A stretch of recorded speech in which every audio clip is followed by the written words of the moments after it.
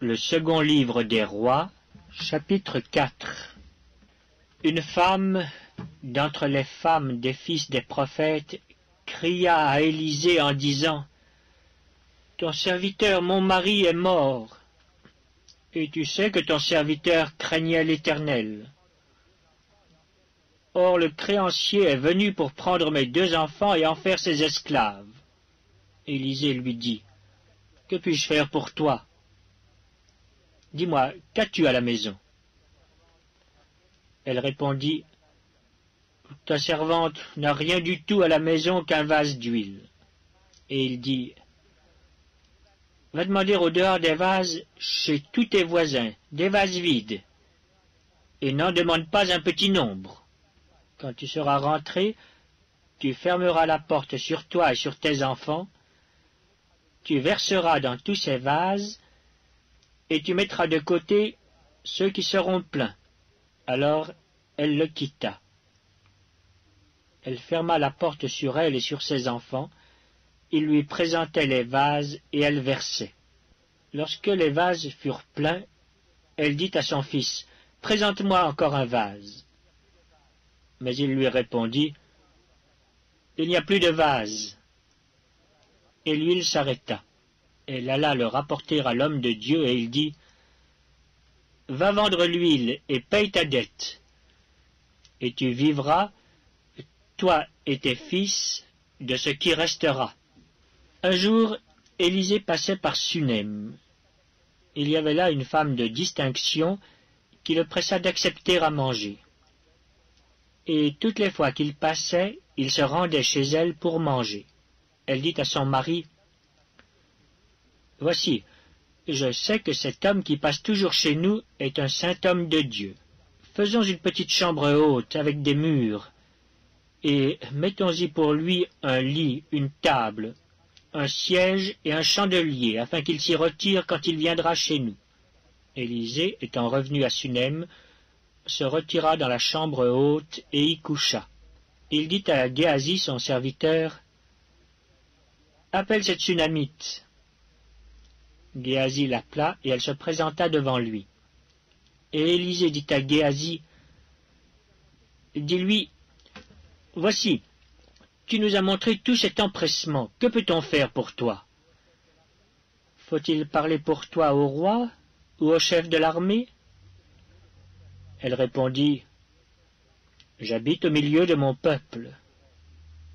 Et il dit: Que faire pour elle? Géasi répondit: Mais elle n'a point de fils, et son mari est vieux. Et il dit: Appelle-la. Géasi l'appela, et elle se présenta à la porte. Élisée lui dit: À cette même époque, l'année prochaine, tu embrasseras un fils. Et elle dit: Non, mon Seigneur, homme de Dieu, ne trompe pas ta servante. Cette femme devint enceinte, et elle enfanta un fils à la même époque, l'année suivante, comme Élisée lui avait dit. L'enfant grandit. Et un jour qu'il était allé trouver son père vers les moissonneurs, il dit à son père: Ma tête, ma tête! Le père dit à son serviteur: Porte-le à sa mère.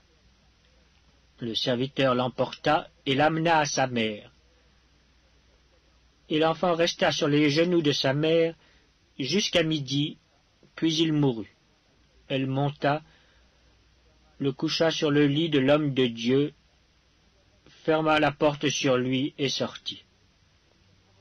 Elle appela son mari et dit: Envoie-moi, je te prie, un des serviteurs et une des ânesses.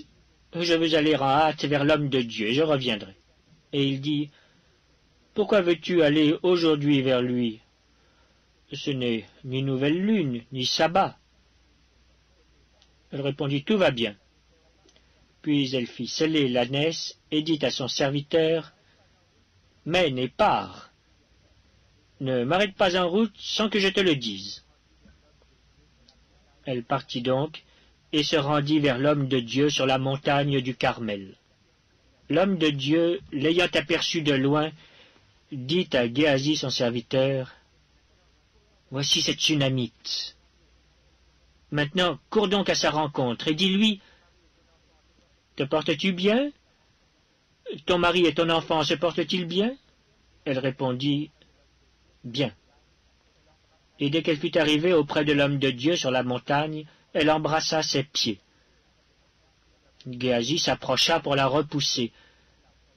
Mais l'homme de Dieu dit, « Laisse-la, car son âme est dans l'amertume.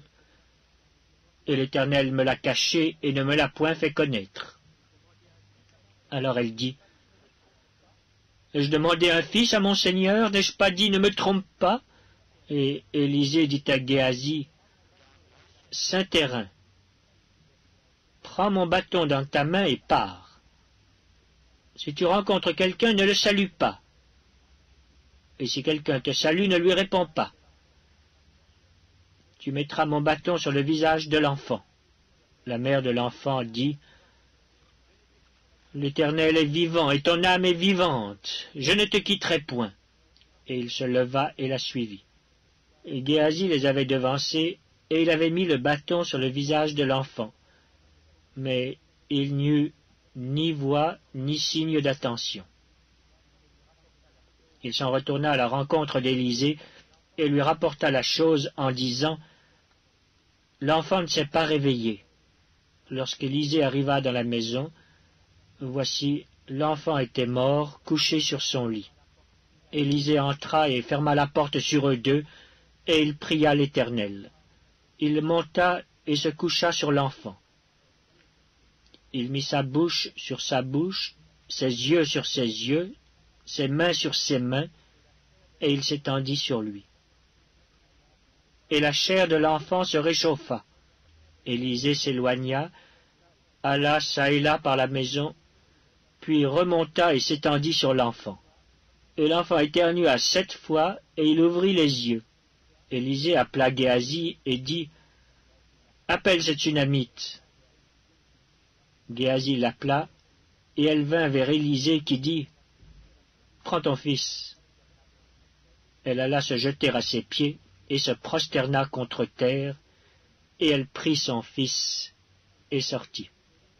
Élisée revint à Gilgal, et il y avait une famine dans le pays. Comme les fils des prophètes étaient assis devant lui, il dit à son serviteur, « Mets le grand pot et fais cuire un potage pour les fils des prophètes. » L'un d'eux sortit dans les champs pour cueillir des herbes. Il trouva de la vigne sauvage, et il y cueillit des colocanes sauvages plein son vêtement. Quand il rentra, il les coupa en morceaux dans le pot où était le potage, car on ne les connaissait pas. On servit à manger à ces hommes, mais dès qu'ils eurent mangé du potage, ils s'écrièrent, « La mort est dans le pot, homme de Dieu !» Et ils ne purent manger. Élisée dit, « Prenez de la farine. » Il en jeta dans le pot et dit, « Sers à ces gens et qu'ils mangent. » Et il n'y avait plus rien de mauvais dans le pot. Un homme arriva de Baal-Shalisha. Il apporta du pain des prémices à l'homme de Dieu, 20 pains d'orge et des épis nouveaux dans son sac. Élisée dit, « Donne à ces gens et qu'ils mangent. » Son serviteur répondit, « Comment pourrais-je en donner à 100 personnes? » Mais Élisée dit, « Donne à ces gens et qu'ils mangent, car ainsi parle l'Éternel. On mangera et on en aura de reste. » Il mit alors les pains devant eux, et ils mangèrent et en eurent de reste selon la parole de l'Éternel.